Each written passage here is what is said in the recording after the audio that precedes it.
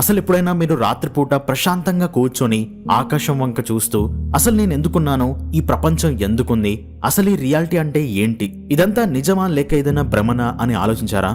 ఖచ్చితంగా ఏదో ఒక టైంలో ఇలాంటి ఆలోచనలు మనందరికి వచ్చే ఉంటాయి. రోజువారీ జీవితంలో పడిపోయి ఆఫీస్, ఇల్లు, ఈఎంఐలు అంటూ బిజీగా ఉంటాం. కానీ అప్పుడప్పుడు ఇలాంటి డీప్ క్వశ్చన్స్ మన మైండ్ లోకి వస్తూనే ఉంటాయి. మనం చూస్తున్నది, వింటున్నది, తాకుతున్నది అంతా నిజమేనా అనిపిస్తుంది. అఫ్ కోర్స్ కొంతమందికి ఈ టాపిక్ అనేది రియాలిటీకి దూరంగా ఉన్నట్టు ఏదో హైపోథెటికల్ గా అనిపిస్తుంది. ఎందుకంటే చాలా మంది ఆఫీస్ లైఫ్ తో ఇంటికి వచ్చాక ఇన్స్టాగ్రామ్ స్వైప్ చేస్తూ ఇంకెప్పుడు మనం డెవలప్ అవుతాం అనుకుంటూనే గడిపేస్తారు. కానీ 2 రోజులు ఒంటరిగా ఉండడం స్టార్ట్ చేస్తే అప్పుడు మిమ్మల్ని మీరు క్వశ్చన్ చేసుకోవడం మొదలు పెడతారు. లేదంటే లైఫ్ లో ఎప్పుడు రాని కష్టం వచ్చినప్పుడు గుర్తొస్తుంది, అసలు నేను ఎందుకు పుట్టాను, ఎందుకు ఈ కష్టాలు అనుభవిస్తున్నాను, ఈ ప్రపంచం ఎందుకుంది, దాంట్లో నేనెందుకున్నాను అని. బేసిక్ గా ఇలాంటి ఆలోచనలన్నీ కూడా మనకు ఎగ్జాక్ట్ గా 9-10 ఏళ్ల వయసులో రావడం మొదలవుతుంది. అప్పుడప్పుడే అద్దంలో చూసుకొని నేనెవరు అని క్వశ్చన్ చేసుకుంటారు. కొంచెం తెలివైన వాళ్ళైతే 7-8 ఏళ్లకే వాళ్ళని వాళ్ళు క్వశ్చన్ చేసుకుంటారు. నేను పుట్టి 8 ఏళ్ళు అవుతుంది, 8 ఏళ్ల క్రితం ఎక్కడున్నాను, అంటే మా అమ్మ కడుపులోకి రాకముందు ఎక్కడున్నాను, ఇలాంటి క్వశ్చన్స్ అన్ని వస్తుంటాయి. అంటే ఇది పుట్టుకతో వచ్చిన క్యూరియాసిటీ కాదు,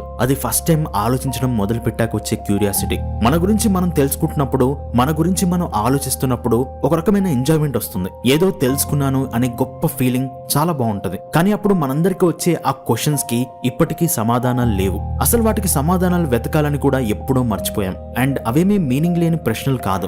మనం ఈ భూమి మీద పుట్టడానికి ముందు ఎక్కడున్నాం, చనిపోయాక ఎక్కడికి వెళ్తాం, అండ్ మన కళ్ళ ముందు రోజులు మారిపోతున్నాయి, ప్రపంచం మారిపోతుంది, దాంతో పాటు మన ఏజ్ పెరిగిపోతుంది.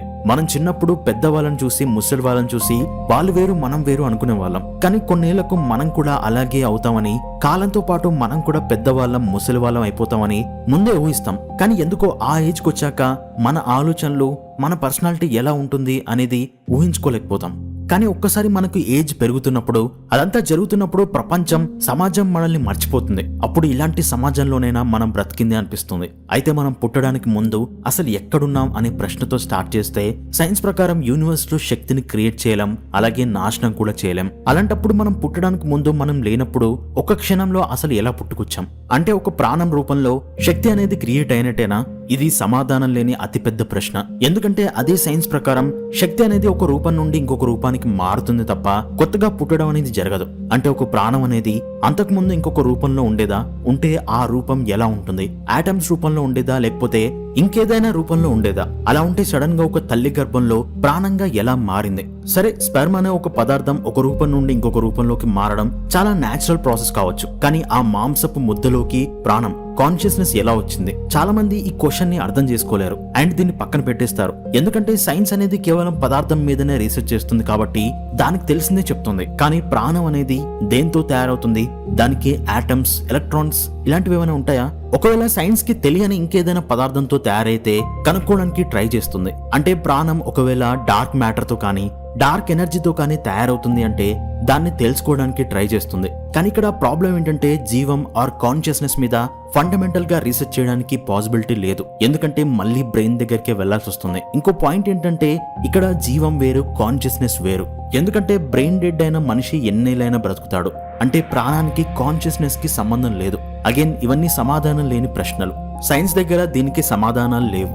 సైన్స్ అంటే ఇక్కడ ఏదో కాదు, జస్ట్ మనం నమ్మడానికి, మనకు లాజిక్ గా కనిపించడానికి ఒకసారి కనుక్కున్న దాన్ని ఎన్నిసార్లు రిపీట్ చేసినా అదే రిజల్ట్ వచ్చేలా చేసేదే సైన్స్. సో ఇప్పటి వరకు చెప్పుకున్న ప్రశ్నలకు ఆన్సర్స్ అనేవి మన లాజిక్ కి దగ్గరగా లేవు. నెక్స్ట్ బిగ్ క్వశ్చన్ ఏంటంటే, ఒక్కసారి ఊహించుకోండి, ఒక దట్టమైన ఫారెస్ట్ లో ఒక చెట్టు కూలిపోతుంది. అది కూలిపోయేటప్పుడు అసలు సౌండ్ అనేది వస్తుందా, రాదా? ఇదే క్వశ్చన్. చాలా మంది ఇదేం క్వశ్చన్ అని అనుకుంటారు. కానీ మనిషికి సంబంధించిన హైయెస్ట్ ఫిలసాఫికల్ క్వశ్చన్ ఇది.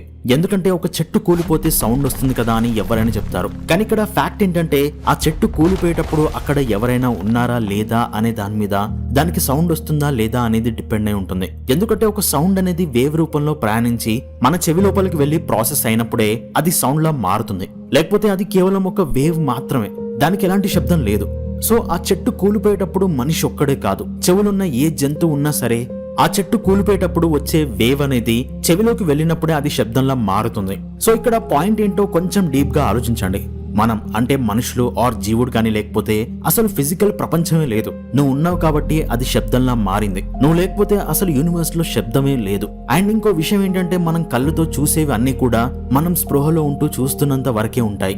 ఒక్కసారి మనం కాన్షియస్నెస్ ని కోల్పోతే అవన్నీ మాయమైపోతాయి. ఇదేదో క్రేజీ స్టేట్మెంట్ లా అనిపిస్తుంది కదా, కానీ క్వాంటమ్ మెకానిక్స్ చెప్పేది కూడా ఇదే. క్వాంటమ్ లెవెల్లో చూస్తే మీరు దేన్ని కూడా టచ్ చేయడం లేదు, జస్ట్ ముట్టుకుంటున్నట్టు ఫీల్ అవుతున్నారు అంతే. అఫ్ కోర్స్ దీనికి చాలా పెద్ద డిస్క్రిప్షన్ ఉంది. హైయెస్ట్ ఫిలాసాఫికల్ లెవెల్లో పెద్ద పెద్ద ఫిలాసఫర్లు, సైంటిస్టులు దీని మీద డిబేట్స్ చేస్తూనే ఉంటారు. అయినా దీనికి ఇంకా కాంక్రీట్ ఆన్సర్ లేదు. ఈ ప్రపంచం రియల్ అని ఒక్క సైంటిస్ట్ కానీ ఒక్క ఫిలాసఫర్ కానీ కాన్ఫిడెంట్ గా ఆన్సర్ చెప్పలేడు.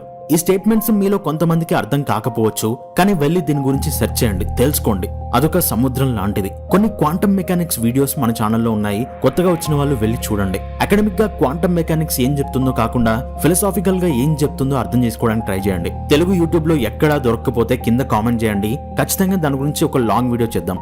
అసలు యూనివర్స్ రియల్ కాకపోవడం ఏంటి, మనం అన్ని చూస్తున్నాం, ఫీల్ అవుతున్నాం, అయినా సరే ఇది ఎందుకు రియల్ కాదు, ఇలాంటి క్వశ్చన్స్ గురించి మాట్లాడుకుందాం. అండ్ ఈ క్వశ్చన్స్ అన్ని ఏదో క్వాంటమ్ మెకానిక్స్ దగ్గర నుండి వచ్చినవి కాదు. మన ఇండియాలో ఒకప్పుడు చార్వాకులు అని దేవుణ్ణి నమ్మని వాళ్ళు ఉండేవాళ్ళు, వాళ్ళకన్నా ముందు నుండి ఉన్నాయి. ఉపనిషత్తుల్లో వీటి గురించి ఫౌండేషన్ లెవెల్ నుండి ఇన్ఫర్మేషన్ ఉంది. ఈ సింగిల్ గాడ్ ని నమ్మే రిలీజియన్స్ ని పక్కన పెడితే హిందూయిజంలో కానీ, బౌద్ధిజంలో కానీ, జైనిజంలో వీళ్ళందరికన్నా పురాతనమైన వాళ్ళు అజీవిక అనే ఫిలాసఫీని ఫాలో అయ్యే వాళ్ళు ఉండేవారు. సో వీళ్ళందరూ కూడా దేవుడు ఉన్నాడా లేడా అని ఆలోచించే వాళ్ళు కాదు. వీళ్ళు మనుషుల గురించి, అంటే మన గురించి, మనం ఎక్కడి నుండి వచ్చాం, ఎక్కడికి వెళ్ళిపోతాం, ఎందుకు పుట్టాం, అసలు బాహ్య ప్రపంచం నిజమైనదా కాదా, స్వర్గం నరకం ఎక్కడో ఉంటే అక్కడికి వెళ్ళాక ఎందుకు తెలుసుకోవాలి, భూమి మీదనే తెలుసుకోవచ్చు కదా అని రేషనల్ థింకింగ్ నుండి వచ్చిన వాళ్ళు. సో ఇప్పుడు కొంతమంది మా బుక్ లో వీటికి ఆన్సర్స్ ఉన్నాయని కామెంట్ చేయొచ్చు. బట్ ఇక్కడ మ్యాజిక్స్, మిరాకిల్స్ అనేవి ఏ రిలీజియన్ చెప్పినా సరే హ్యూమన్ లాజిక్ కి కోర్ లెవెల్లో ఫిట్ అవ్వవు. సో అలా చెప్పిన ఏ బుక్ అయినా సరే మనిషిని డీప్ లెవెల్లో సాటిస్ఫై చేయలేవు.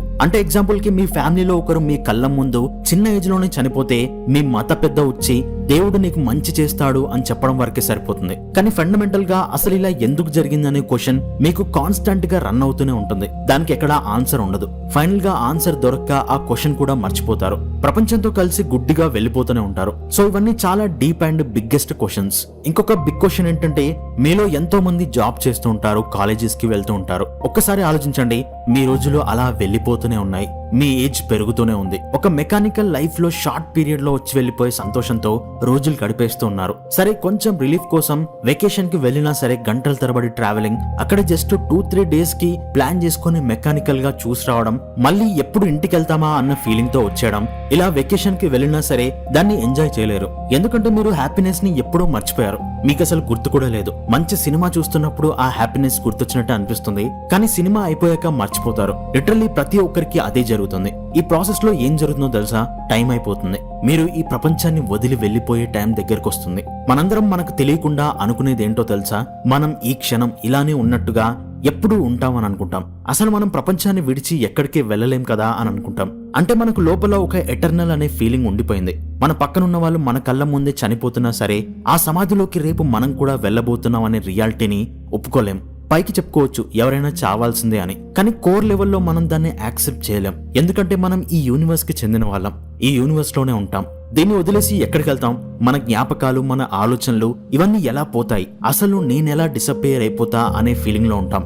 అండ్ ఇది చాలా న్యాచురల్ క్వశ్చనింగ్. ఒక్కసారి మిమ్మల్ని మీరు ఈ ప్రపంచం నుండి వెళ్ళిపోతున్నట్టు ఊహించుకోండి. అప్పుడు కూడా ఏ స్వర్గానికో నరకానికో వెళ్తాం అనుకుంటాం తప్ప అసలు స్వర్గం నరకాన్ని దాటేసి పూర్తిగా ఈ యూనివర్స్ నుండి మాయమైపోతామని ఎవరు అనుకోరు. ఇంకా మనిషి కనిపెట్టిన ఈ మతాలు కూడా మనిషి చనిపోయి నరకంలో కోట్ల సంవత్సరాలు ఉంటాడు అని, పాపకర్మలు అయిపోయాక స్వర్గానికి వెళ్లిపోయి అక్కడ ఇంకా 1000 కోట్ల సంవత్సరాలు ఉంటాడు అని చెప్తాయి. అంటే అక్కడ కూడా స్టిల్ మీరు మీ పర్సనాలిటీ ఉంటాయి. అంటే మీకు ఫిజికల్ గా చావు ఉండొచ్చు కానీ మెంటల్ గా చావు లేదు అని మతాలు చెప్తున్నాయి. కానీ ఒకవేళ స్వర్గం నరకం లాంటివి లేకపోతే అప్పుడు క్వశ్చన్ ఏంటి? మీరు సింపుల్ గా ప్రపంచం నుండి డిసప్పేర్ అయిపోయినట్టేనా? సో ఇక్కడ ఇంట్రెస్టింగ్ పాయింట్ ఏంటంటే, మనం ఈ యూనివర్స్ నుండి టోటల్ గా మాయమైపోవడం, దీన్ని మనం యాక్సెప్ట్ చేయలేం. మనకున్న మనస్సాక్షి ఒప్పుకోదు. చనిపోయిన తర్వాత ఎక్కడికో అక్కడికి వెళ్ళాలి కదా, అందుకే ఈ స్వర్గం నరకం అనే కాన్సెప్ట్ 1000 సంవత్సరాల నుండి బిల్డ్ చేసుకున్నాం.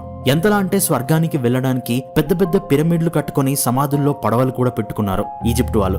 అక్కడ నుండి కొన్ని మత గ్రంథాలు స్వర్గానికి వెళ్ళడానికి స్పెసిఫిక్ గా రూల్స్ ని కూడా క్రియేట్ చేసుకున్నాయి. మిడిల్ ఈస్ట్ దేశాల్లో మతాలన్నీ జస్ట్ వాటి మీదనే ఇంకా ప్రజల్ని కంట్రోల్ చేస్తున్నాయి. సరే, మన పాయింట్ ఇక్కడ రిలీజియన్స్ ని క్రిటిసైజ్ చేయడం కాదు. ఆల్ ఓవర్ గా మతోన్మాదులైనా సరే, దేవుణ్ణి నమ్మని వాళ్ళైనా సరే, అందరూ మనుషులే. అందరూ ఒక పాయింట్ లో ఇవన్నీ ఆలోచిస్తారు. కానీ మతాన్ని నమ్మేవాడి దగ్గర కొన్ని ఆన్సర్స్ ఉంటాయి. అవి ఫండమెంటల్ గా నమ్మకం మీద కట్టుకున్న ఆన్సర్స్ అని వాళ్ళకు కూడా తెలుసు. ఎన్ని వేల సంవత్సరాల నుండి ఆ ఆన్సర్స్ వచ్చినా సరే, లేదు జస్ట్ 2-3 వేల సంవత్సరాల నుండి ఆ ఆన్సర్స్ వస్తున్నా సరే, అవన్నీ కేవలం నమ్మకం మీద కన్స్ట్రక్ట్ చేసుకున్నవే. అయితే వాటిని నమ్మడం తప్ప అంటే కాదు అని చెప్పాలి. ఎందుకంటే వాళ్ళకి వాటిని నమ్మడం తప్ప ఇంకొక ఆప్షన్ లేదు. అండ్ వీళ్ళెవ్వరూ సొంతంగా ఇన్వెస్టిగేట్ చేసి ఆన్సర్ తెలుసుకోవాలి అనుకునే వాళ్ళు కాదు. కానీ కొంతమందికి తెలుసు ఎక్కడో ఇందులో ఫాల్స్ ఇన్ఫర్మేషన్ ఉంది, ఈ ఆన్సర్స్ నమ్మేలా లేవు. ఎందుకో వాళ్ళు ఆ లాజిక్ లో ఫిట్ అవ్వరు. సో అలాంటి వాళ్ళే రిలీజియన్ ని, సైన్స్ ని, ఫిలాసఫీని చాలా డీప్ గా క్వశ్చన్ చేస్తారు, తెలుసుకుంటారు. సో క్వశ్చన్ చేయండి, తెలుసుకోండి. మీకు లాజిక్ గా అనిపించకపోతే అనిపించేంత వరకు క్వశ్చన్ చేయండి. ఇలాంటి బిగ్గెస్ట్ క్వశ్చన్స్ చాలా ఉన్నాయి. వాటి గురించి ఇంకొక వీడియోలో మాట్లాడుకుందాం. నెక్స్ట్ వీడియోలో మళ్ళీ కలుద్దాం. Thanks for watching.